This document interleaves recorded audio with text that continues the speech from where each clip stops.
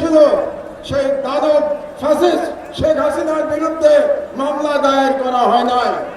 আমি একটু অবাক হয়ে যাচ্ছি যে হেফাজতের তরফ থেকে কিংবা ভিকটিমদের তরফ থেকে এখনো 2013 সালের শাপলা গণহত্যার জন্য যে মাস্টার মাইন্ড ছিল সেই দানব ফ্যাসিস্ট শেখ হাসিনার বিরুদ্ধে মামলা দায়ের করা হয় নাই।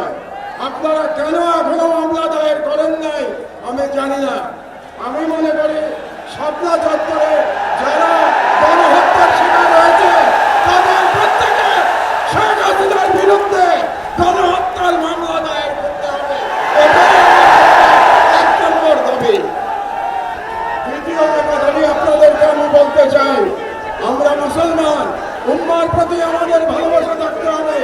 তাই গাজার শহীদ এবং কাশ্মীরের মুসলমানদের উপরে যে জুলুম চলছে তার বিরুদ্ধে আমাদের ঐক্যবদ্ধভাবে আন্দোলন চালাতে হবে।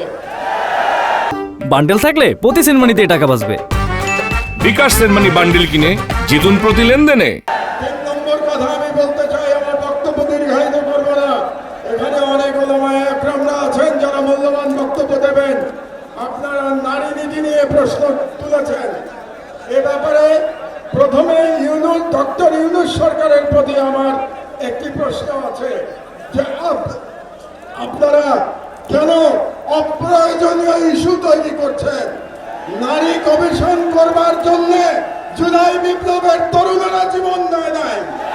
তারা জীবন দিয়েছিল বাংলাদেশকে ফাঁসিবাদ মুক্ত করবার জন্য, বাংলাদেশ থেকে ভারতীয় আগ্রাসনবাদ মুক্ত করবার জন্য।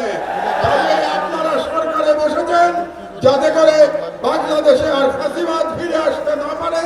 আপনাদের দায়িত্ব শুধুমাত্র সেই সংস্কারগুলি করা যে সংস্কারের মাধ্যমে বাংলাদেশে ফাঁসিবাদের পুনরুত্থানের পথ আমরা বন্ধ করতে পারবো। আমার বাংলাদেশের একজন প্রবীণ নাগরিক হিসেবে পরামর্শ থাকবে, আপনারা অপ্রয়োজনীয় ইস্যু তৈরি করবেন না। এবং আমরা দেখতে পেয়েছি আপনারা অনেকগুলো অপ্রয়োজনীয় সংস্কার কমিশন করেছেন।